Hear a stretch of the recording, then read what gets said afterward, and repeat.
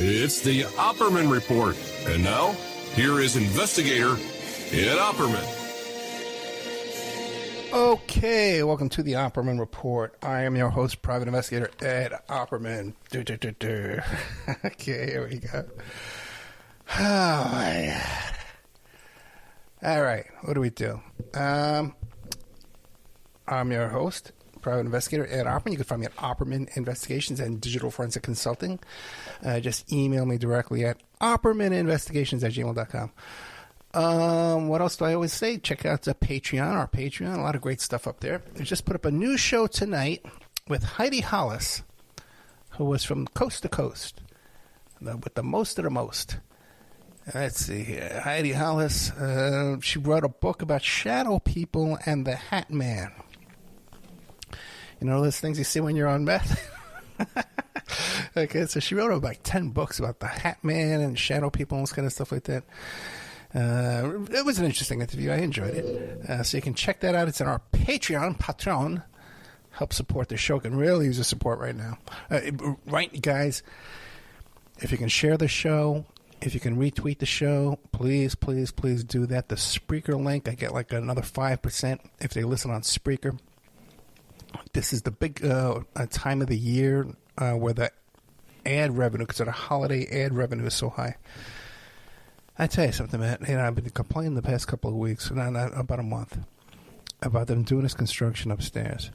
And here it is now, 8 o'clock, you know, on a Friday night, you know, after our holiday, and they're sawing, hammering, and banging. They turn the water off again this week. It's just,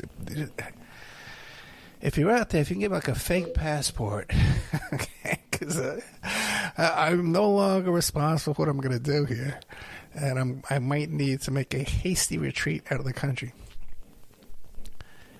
There's another show on Patreon, Thoughts Judge, Oppenheimer's Deadly Toys, the Nuclear Weapons Hoax. Oh, boy. And that's another fun show. There we got. Remember the whole John S. Captain saga? It's John S. Captain, but my friend there, Ed Parnell, put John A. Captain. John S. Captain was this crazy story about how his girlfriend was involved with the Illuminati and was in something with a dam, this dam in Seattle or something like that, or Portland, Oregon, I forget what it was. Just this, she was murdered, you know, horrifically by these characters. A lot of stuff went on behind the scenes when I did those shows, you know, where I was talking to the homicide detectives in that case. A lot goes on here, man. You guys have no idea about. Everything is just all fun and games. It's a big joke. Anthony Feinstein, Moral Courage, 19 Profiles of an Investigative Journalist. I really enjoyed the show. I really enjoyed this interview. The book looks excellent and really hit home with me. This guy deals with, he gives therapy to journalists that are suffering from traumatic stress and all kinds of stuff like that. Hey, say a prayer for my friend Gigi, okay? She's having a baby. She's having a tough time. And at the same time, her ex is serving her with custody and child support papers. Actually, I think she's emailing me right now. She might be in the ER right this minute, you know, or in the hospital, in a hospital bed. So if you pray out there, please say a prayer for my friend Gigi. A real sweetheart. I know such nice people, man. It's just amazing. Richard Otto, The Paradox of Our National Security Complex, How Secrecy and Security Diminish Our Liberty and Threaten Our Democratic Republic. Amy Villella is an old repeat. Shaylin should not have died. I had Amy Villella on the show years ago, and then after I had her on, she was a local Vegas woman whose daughter died because of the healthcare system. Her daughter was out of the Army and had a lapse in her medical coverage and had this visit to the hospital, and they just kind of shooed her away. And she wound up dying. But this show here, we had Amy Villella on. Then after us, she was interviewed by Rolling Stone magazine. And her career took off after that. She was in Knock Down the House, that film about what do they call them? The DSL Democrats. I forget what they call them. Like AOC and all those kind of people. This was back in the days when people couldn't say AOC. They were trying to say Alexandria Ocasio, or Alexandria Cortez. No one could say it back when I first interviewed Amy Vilela. But there she became a spokesperson, a surrogate for Bernie Sanders. So I had her first, man. Victoria Wentner, my daughter. I stopped mentioning my daughter on the show. Sorry about that. But she interned for Amy Vilela when she was, and she coached Amy Vilela in her Senate debate. Okay, my kid coached a person running for Congress in their congressional debate when she was like in high school. She was like 17 years old. Okay. I'm going to have to get them some dynamite or something upstairs. And then they did something, too, where now when they turn on the water up there, it's like, every time the water goes on, man, I'm going to have to move. I'm going to have to move. It's just a nightmare. Right during my show. Roger Rappaport, Searching for Patty Hearst, the true crime novel. This fellow here, Roger Rappaport, was like a hippie activist type guy during the Patty Hearst kidnapping, and he wound up Steve Weed, Patty Hearst's boyfriend, wound up living with him. Ian Totten, West Memphis 3. This is all in the Patreon. John A. Captain. We had 2 shows, but all together I did 3 shows with John S. Captain. Okay, but put John A. Captain. He's better off because this guy's a nut. He swears that we took his interview and sped up his voice to make fun of him or whatever. I don't know. But here I got these homicide detectives contacting me. See how we're doing on time. See if the show's over yet. Oh, no, we got another 50 minutes to go. I'll get through it. Don't worry about me. I'll get through it. Warmonger Jerry Kuzmarov from CorporateActionMagazine.com. Warmonger, how Clinton's malign foreign policy launched the U.S. trajectory from Bush 2 to Biden. What a horrible title. But it's a very good interview, so keep an eye on him. Richard Otto again. Miriam Petrie, This Family Court Corruption. Tonight we're going to have 2 shows. John Hankey, Part 1 and Part 2. And it's all about his new documentary film that came out. Let's see what it's called. It's called Breakthrough, the documentary about the John F. Kennedy assassination. People are very excited about all the repeats I played this week of all the interviews I've done about the JFK assassination, which so many of them are with people actually involved or know directly people involved. I don't know where you're going to find that anywhere else. All these people I found, out of nowhere, or I knew them as a child. So I don't know anybody can top that kind of work, Of course, there's you got your, I hate to say the JFK hacks, the JFK researcher community, they're all this incestuous bunch and they're all fighting with each other and bickering over, how many times did the Umbrella Man open and close his umbrella, and all this wacky stuff, man. But I've brought in some new people into the arena. Yeah, who cares, right? 10 years of hard work, man. And where's it gotten me? Really nowhere. People hammering over my head 24 hours a day. So John Hankey tonight. Then I'm doing an interview with a woman who lives there in East Palestine, where that train derailment took place. And you get a kind of an idea of what the hell they went through over there, what they're still going through over there, and how this train company pretty much just bought up the town, man. They're the cheapest thing to do it is not settle all the people. Just buy the mayor, buy the police, buy the fire department. Buy them. And then just treat them like crap. So we got that there. Okay, check out our TikTok, Ed Opperman TikTok. If you're out there, you want to help the show, you want to help out your old buddy Ed Opperman, shows up here for work, 10 years without missing a day. Brings us some of the best exclusive stuff out there we've had in the past 10 years.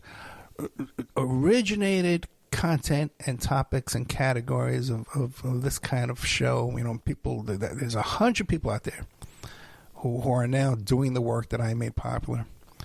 Some of it's complete disinfo, some of it's just stupidity, some of it's garbage. The rest are okay. Okay, all right. But if you want to help out, I need people to volunteer and help me make TikToks and Reels to drive traffic to the podcast during this high-revenue Christmas season. Very important. We got a chance to keep this thing going. Otherwise, man, everything may come crushing down. And I would say by February, that would be it. Even as it is, it's looking bad. I got offered this job to do like polygraph work. And it's a decent paying job. I can still do what I'm doing now. I can keep my PI work. I can keep the radio show. I would have to relocate. It would be like a routine. I'd have to work, on a routine, on a scheduled routine. The straw that's breaking the camel's, the deal breaker on this deal.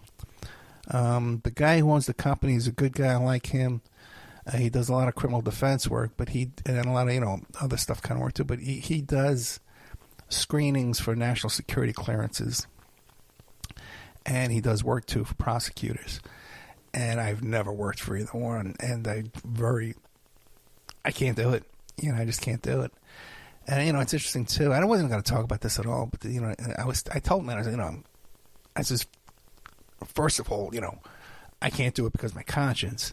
I'm not going to work for the government. I want to work for the intelligence. And then I said, God forbid, if people found out, my whole legacy would be destroyed. My whole, my work of, my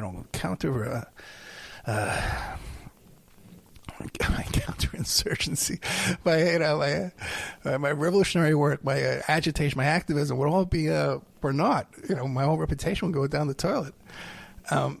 And he goes, "Oh, Ed, man, those people, they don't give a damn about you. They don't give a damn about your show, but and all those people, those social justice and all those kind of people you fight for, man. They don't. What do they do for you? Did they support you? Nothing. Did they put up money in your pocket? Did they give you a paycheck? Nothing. And it's hard to argue. It's hard to argue with them, But still, that is just my personal conscience. I cannot work for the man. I'm not going to do it. I'll die hungry and with syphilis. Oh, God. I'll go out like Hemingway. I forgot. The name of tonight's show is about the Trump Gone Wild.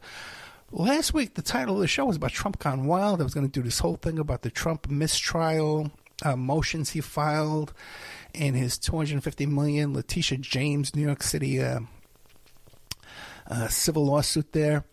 And comparing that to Joe Francis from Girls Gone Wild and when he had his wild litigation down in Florida. But I got so caught up in the glory holes. Oh, my God. If you haven't heard that story, go back and listen to it. Even I went back and listened to it. It was so funny. And what happened was I got these crazy people, and they're not all crazy. There's a bunch of crazy ones, and then there's people that are weaponizing these crazy people with connections to all kinds of nasty folks out there. And so I caught one of them posting online about his interest in glory holes, which is like this homosexual thing that men do. They go to these bathrooms, these rest stops and stuff like that with a hole, where they did, waist high and the other guy's on the other end on his knees. And I tell the whole story there. And I know who it traces back to. And you would think that these people, they would hear this and they would feel some kind of shame or humiliation or something like that. But no, they double down. And their friends don't care. Their friends know that their other friends are these sexual perverted deviants. Everybody do whatever you want, but come on, it's pretty disgusting behavior, man. Sticking your thing through a hole in a wall for some stranger. I don't know how you could hold your head up doing that, man. I'm a pretty liberal guy. Okay, I'm a pretty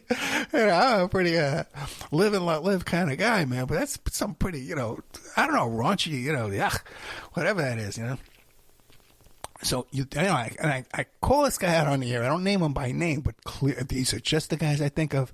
All his buddies know it's him because they're spamming my couple of my pages on Facebook and stuff like that with all this stuff. just unbelievable, man. You know, where I am dealing with some really dirty, filthy people, man. So I forgot to get into the whole thing about the Trump's gone wild. President Donald Trump, former President Donald Trump, in his New York City case, filed a motion for mistrial against Judge Engoron, claiming this bizarre, I read the whole damn thing, it was just crazy. And no normal attorney, I couldn't find an attorney to do a mistrial motion like this for me. Basically, the cause of the mistrial was that the judge has a clerk who is a senior law clerk who he seeks advice from, and that the clerk sits too close to the bench. Okay, and it looks like there's two judges up there, which is, the judge can do whatever you want. I've seen clerks really, really run courtrooms, you know, and no one says a word about this. That's just normal stuff. And by the way, too, when I say this stuff to you, you know, and I do sometimes creep up to the creepy line there of giving legal advice. And I know I tend to do that sometimes, and I apologize for that. I don't mean to do that.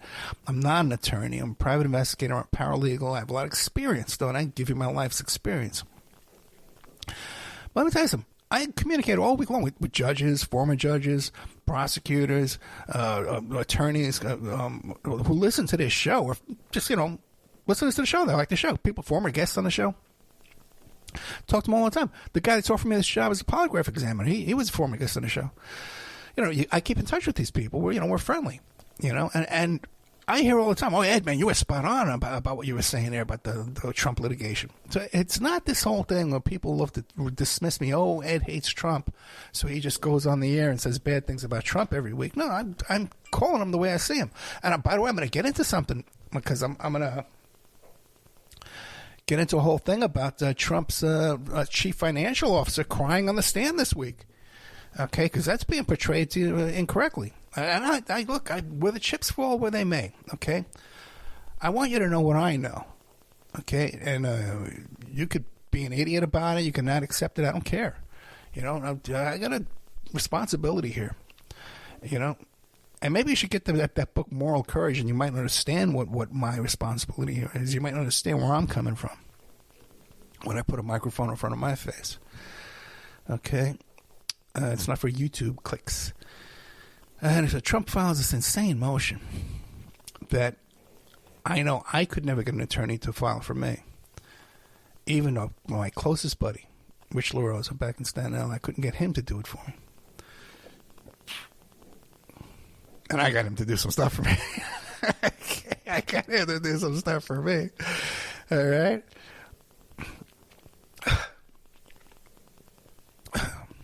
Some water.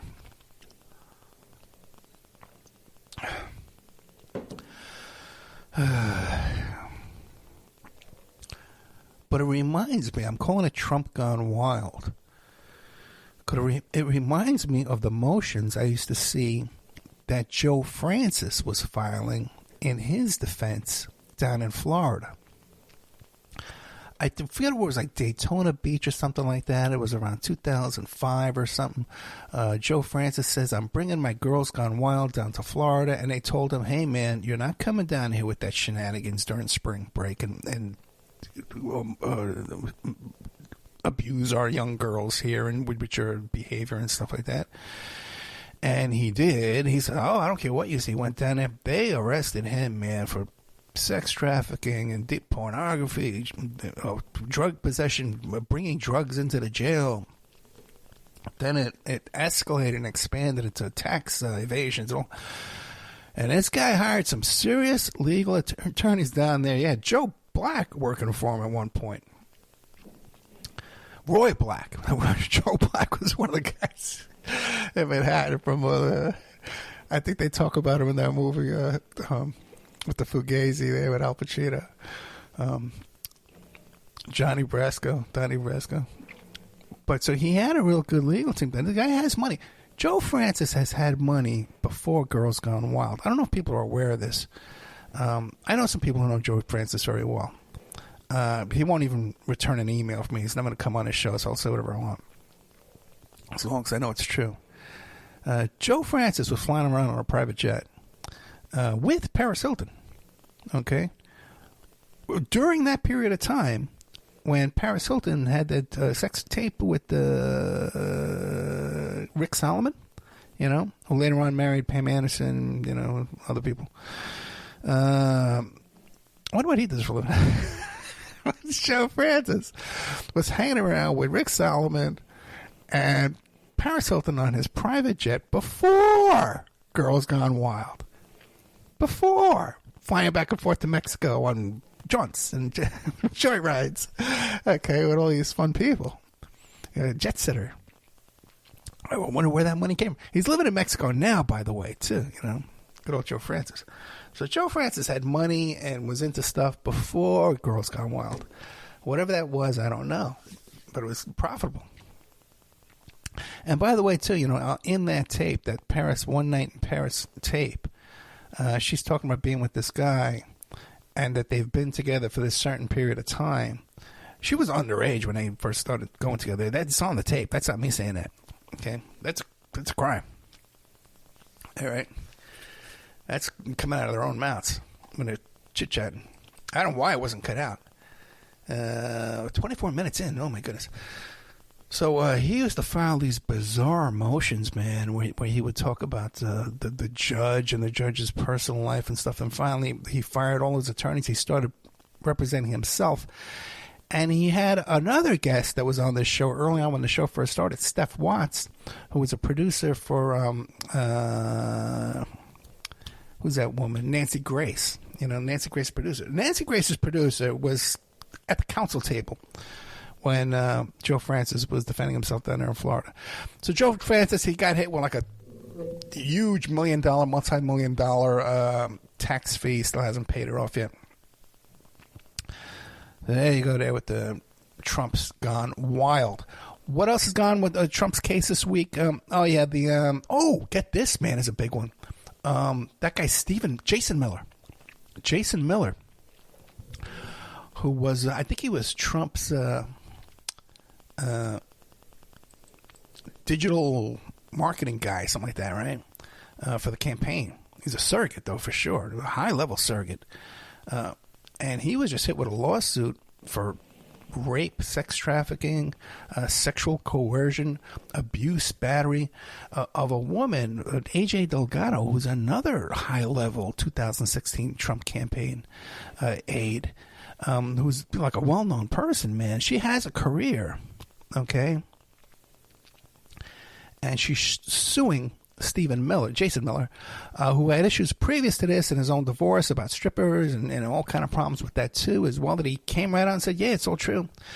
Now he's getting these women drunk, sexually harassing them, sex trafficking them. Now, people who see these things right away, right, and they say, oh, these women will say anything for money. Oh, they'll just say anything for AJ Delgado has a real career. This is going to harm her career. Going public, it's difficult enough when these women are surviving this kind of abuse and this kind of trauma to get them to stand up for their rights and seek compensation. It's difficult. And even when you get them to agree to it, it's even more difficult going through the process of just the step by step, doing things. Okay, because it's traumatic. Nobody wants to do this. Nobody wants to go through this. Okay? So for her to stand up and go public like this, that can only negatively affect her career. And she has a real career. She has a career that she's going to get more money from than in this lawsuit. So this is not something that's in for the money. But what this also demonstrates very clearly is that Trump does not have that kind of power that he had even a year ago. Even a year ago, because this went on years ago. So in the last year, the year before that, someone like AJ Delgado was afraid to come forward because of the power of Trump. And now the writing on the wall is that he doesn't have that kind of juice anymore. Oh, well, you just hate Trump. Ed just makes this stuff up. He goes, oh, all these libtards. He's Ed's a libtard. I just heard him say before he's liberal. Okay, fine. Ex-Trump Organization accountant, the CFO, Jeffrey McConney, broke down in tears on a witness stand Tuesday. Now, when I saw this, I thought just like everybody else thought when they were reading this. Maybe I didn't hear about this, okay? Maybe because it's, Thanksgiving week. Maybe it slipped by you, but, I keep an eye on these kind of things, and I saw this story. And I saw how it was being portrayed in the news that, because he broke down during the prosecution. He's a defense witness. So when the defense counsel was up there asking him questions, that's all prepared. You got, you're prepared for what they're asking you. But when the district attorney started asking him questions, he broke down, and he broke. And by the way, too, this guy's had to retire. He's had to retire. And he's in a situation where he got a what do they call that when you leave, like a golden parachute of $500,000, right? Exit fee.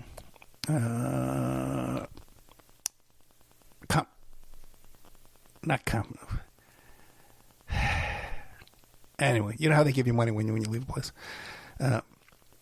So they offered him $500,000, but he's only gotten $375 of it. They're holding back $125 to see how his testimony goes. So he's got all that pressure. Now, while he's here testifying for the defense on all these matters here, the prosecutor's office is subpoenaing him and records and stuff like that for possible criminal charges himself and for future criminal charges that could be coming down the pike. And guess what? They could be coming down against Trump Jr., and Eric, too, as well. The same fraud charges now that are now in civil court could wind up in criminal court. I'm telling you, man, this is a very, very ugly situation. But the impression I got from a friend of mine who's in that courtroom, who saw this guy breaking down, and she said, Ed, let me tell you something, man. When this guy started getting all choked up and breaking down, you could hear a pin drop, and people were traumatized in that courtroom watching this happen. This poor guy who had worked hard his whole life and kept saying, I'm an honest man. I would try to do the right thing. I tried to do the right thing. And now I'm taking the fall for everything here. And now there's the possibility that I'm going to get criminal charges against me too. I just want to, I don't want to be the scapegoat anymore. Like, this guy's got the government down on his ass, and he's got the Trump organization down on his ass, and he's like just suicidal. Okay, but look, even when you got a guy who's guilty, man, this prosecutorial misconduct and abuses and pressure that goes on, man, that's not right either. That's not right either. Another big thing that happened this week was the bail revocation hearing for Harrison Floyd. Now, you remember I was telling you last week, in between glory hole stories. Okay. In between the glory hole stories. How are we doing on time here? 31 minutes. Okay, we might end early because I get them banging upstairs. Harrison Floyd is the fellow who's up there with, I call them, the R. Kelly 3. He's the one with African Americans for Trump, who was part of this group with this ex-cop who became a clergyman, and the former publicist for R. Kelly, who was R. Kelly's publicist during the time that R. Kelly had those little girls. They were little girls. Some of those kids were 13 years old. I think one of them was 11 years old, was getting urinated on, right? Those little girls in cages in Trump Tower in Chicago. She was his publicist, fending off these questions. Okay? The guy's in prison now, so we know he's guilty, right? Anybody argue with that? But this lovely woman was his spokesperson. She didn't quit until after the documentary came out that was just so black and white that there's no one stuck with this guy at that point. Okay? And these three went and they tried to intimidate a poll worker. Okay? So they all get arrested, of course, with the 19 RICO co-defendants. And he couldn't make bail, this guy. He is the one with the most to lose in this whole situation. He couldn't make bail. So he's the only one that was held in there. Oh, the pot guy, they kept him in there, but everybody else on bail, but they wouldn't let him out. It's racist. Trump, it was racist against Trump. Okay. And then it turns out he got into a fist fight. There was a federal agent serving a subpoena. He got into a fist fight with them, and then he had like a standoff. He locked his door. He had his kid in the house. Well, this guy's out there. And then there was this whole thing about these leaked proffer tapes of Sidney Powell and Jenna Ellis and Cheeseborough and the bail bondsman. Okay, and everyone thought it was Harrison Floyd who leaked these things. I thought it was because the district attorney attached a exhibit of an email chain. His attorney says, yes, we did it. Okay, then later I said, oh, no, we didn't do it. Okay, it was a mistake. It was a typo. Okay, all right. So I thought it was him, okay, and then the DA thought it was him originally. Another attorney fell on a sword and said it was me. And then this guy's been posting some blatant threats, man, to the complainant in his case on Twitter. Okay? So they held a bail revocation hearing on him because you're not allowed to communicate with the victim in the case, in a criminal case, either directly or indirectly. So you can't call them up on the phone and say, hey, you got no case against me. You'll get your bail revoked. You can't drive by their house and yell out the window with a megaphone, hey, you got no case against me. That's indirectly. Okay?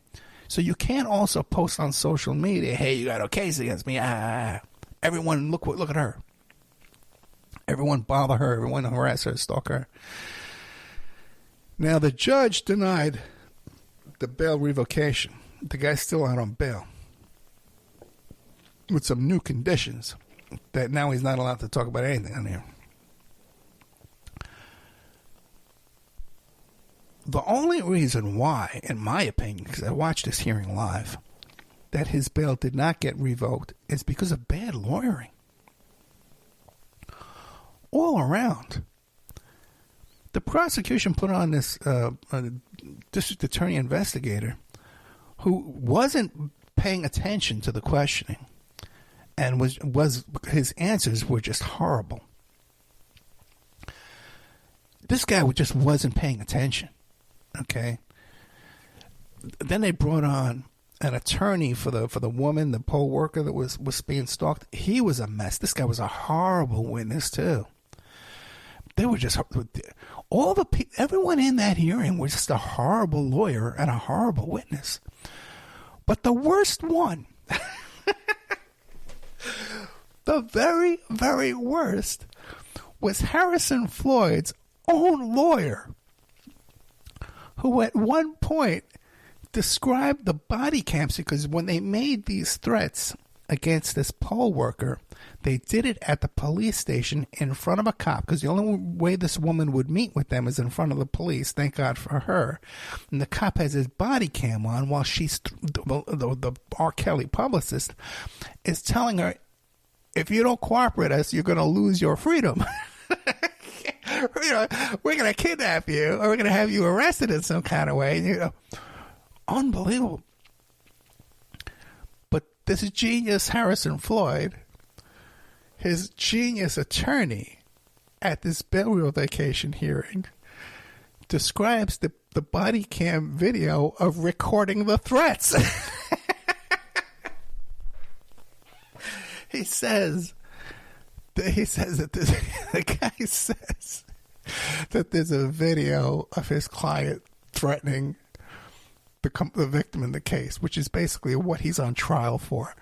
So, if this guy's going to do this during a bail revocation hearing, I can only imagine what he's going to say during the actual trial. But anyway, you would think this is such a historic, significant case that they'd bring in some 18 lawyers, man, to work on this thing. I don't know what's going on.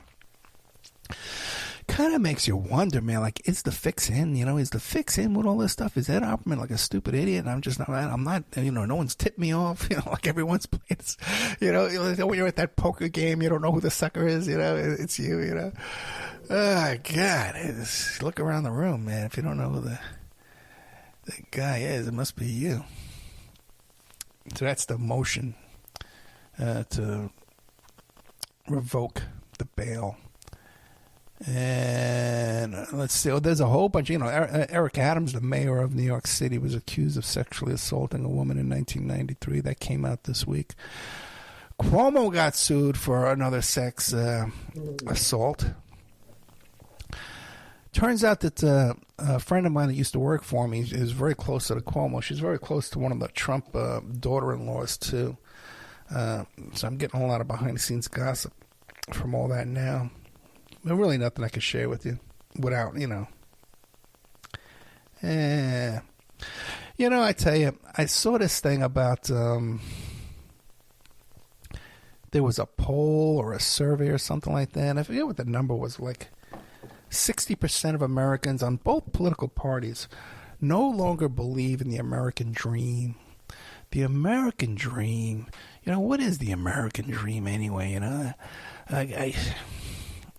I guess there was a short period of time, like after the Korean War, really, where people were coming home and they built this affordable housing for all these soldiers to come home to, and, you know, the people could buy a home, they could buy a car, their wife didn't have to work, you know, one family, you know, a breadwinner, you know. Schools were kind of decent for, I guess. And there was a lot of social problems, racism, bigotry, and, you know, misogyny, you know, was all fine back then. But the American dream, you know, we weren't living like complete and utter slaves, which has just gotten, you know, I've been doing the show for 10 years. And the first couple of years I would come on, I would be so passionate and I would be screaming into the microphone, the conditions we live under today are intolerable. You know, and I would talk about the Walmart family and how they own, you know, 30% of the country's wealth assets, and they would own, you know, then it became 40%. Who knows what it is? Not even publish it anymore, you know. Things have gotten so much worse economically for the average working man in this country in the past 10 years. It's like night and day, you know. Like, I never dreamed things could get this much worse so quickly. And not only is it destined, if we maintain this idea that somehow capitalism works for you and me, it can only get worse. And as capitalism fails, end stage capitalism, failing capitalism, it only gets worse and worse. You can see this inflation. Historically, the response to inflation is fascism. Okay, this is history, you know. And you know me, man. If you've been listening for 10 years, you know I'm no student of history, man. That's one of my worst topics, man. You know. But this is like blatantly right in your face kind of stuff that a guy like me can keep up with. What I'm seeing even more though today is people consigned to live as slaves. Even these young people, and they're out there and they talk about socialism and my government name, and you know, and I don't conform, you know, and and we need to stand up and go Palestine, you know, end the war in Gaza, you know. That they say the right things, you know, but when it comes time to do something for their own self-interest, to stand up for themselves and to benefit themselves, to take a risk, they want to live like good little obedient slaves and get a job at Starbucks, or get a job maybe if they're real edgy, you know, at a thrift store, or you know, people just want to work like slaves. They don't want to take any risk in their lives, you know, which is why you see the advent of these big cartels and who took over the smuggling industry and then the drug gangs that took over. You don't have those kind of independent dealers anymore either that I used to see in my lifetime. The American dream is, if it ever existed, it is now on its final breath. And it's fascinating, too. And I wasn't planning on saying any of this tonight. I just saw that we had some extra time. That even the people who you think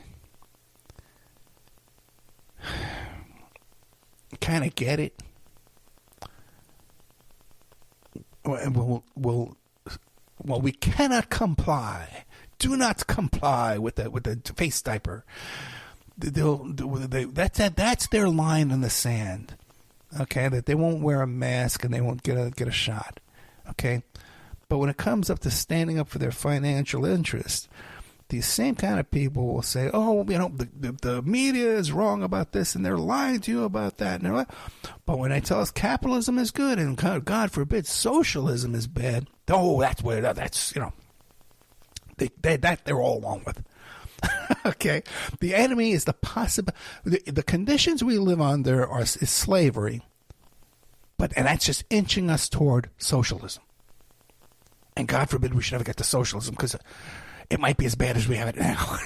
Okay, there's a chance it could be as bad as it is now.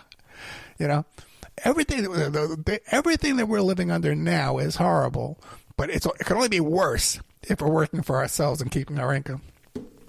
Just insane. The brainwashing, man, and the mind control is just so out of control. And then they're going to lay their line in the ground, and I'm not putting on a mask. I'm standing up. Do not comply. Ha, ha, ha.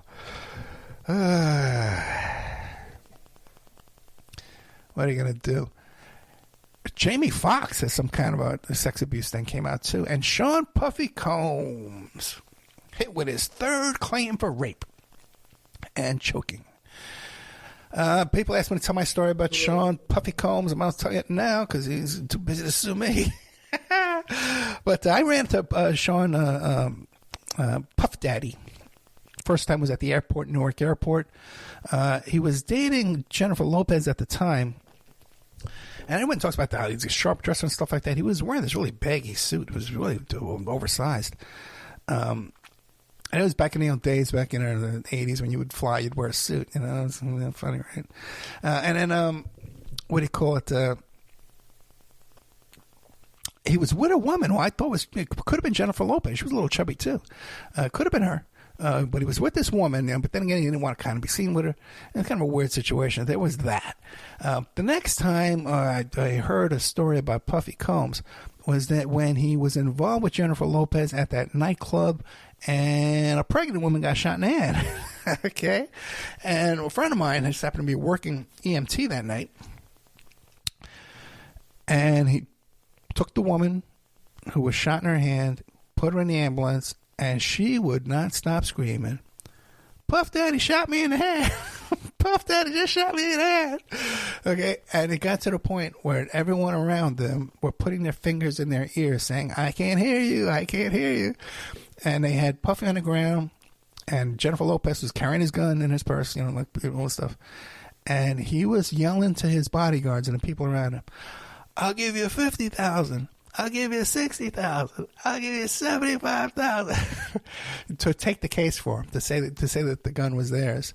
And ultimately, one of his bodyguards did take the case. Anyway, that's what I heard. That's one of the stories you hear out there.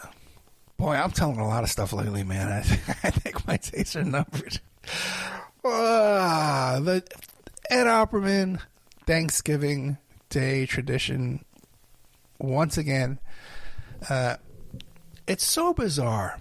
I don't know, man. I just don't know. This has been my whole... I can't just say it's on the radio. It's kind of been my whole life around Thanksgiving, that people feel the need to invite me over for Thanksgiving. They think that I have no family. They think I have no friends, that I'm all alone. I did spend this Thanksgiving alone because there's work I got to get done. There's things I need to get done, and there's very little time I have to do it. And on a day when people aren't going to be calling me every 5 minutes and email me and text me with nonsense, Yesterday and today are good days where I get some stuff done without being bombarded because you have an excuse. Okay, I'm not answering any calls. I'm not answering any emails. Just like everybody else. It's too busy. But it's always been, man, that people have always thought that I have nothing to do on Thanksgiving, that I have had no family. I'm talking about, I learned how to carve a turkey at 16 years old from my uncle, okay? My Cuban uncle taught me, because he worked at the Astor Hotel, and he taught me, I was like a waiter and stuff like that, a maitre d' and things. Worked his way up in the restaurant business. And he taught me how to carve a turkey. He said, I want to show you how to do this. You learn how to do it. And I learned how to do it. From that year on, I carved the turkey every year for my family. Then I learned, because, I lived, I'm a bachelor kind of guy, I cooked my own meals and stuff like that. I learned when I first got married, and my daughter was very little, we used to take her to the rec center for tumbling toddlers, I think it was called. She was like 3 years old, and the kids would run around, and they would do, roll around and things, and jump in a circle, and then there was a slide in the middle. And I was the only father there. There was only me and moms. Okay. So at the rec center, I taught a class at the rec center on holiday meals, how to carve a turkey, how to make a turkey for dinner, how to make a ham, how to make a goose, lasagna. I taught this cooking class, believe it or not. And it was kind of fun too, man, because I would show them how to make the thing. Sometimes we'd cook it. Sometimes we'd eat, but we'd always have wine. We'd always have some wine at the class. And I got paid to do this. I charged, how many memberships, students would sign up for the class. Did a couple of years in a row. And then, the parenting takes up too much time. But it was a fun little thing I did, So I know how to cook all these things. People think I don't know how to cook. Are you crazy? Ed Opperman doesn't know how to cook? How could you even think that? Well, when my kid was little, all her friends, I made 3 meals a day for this whole neighborhood and all her friends, But even when I was a young guy, I told that story about how I ran into Pete Seeger a couple of times around Thanksgiving time.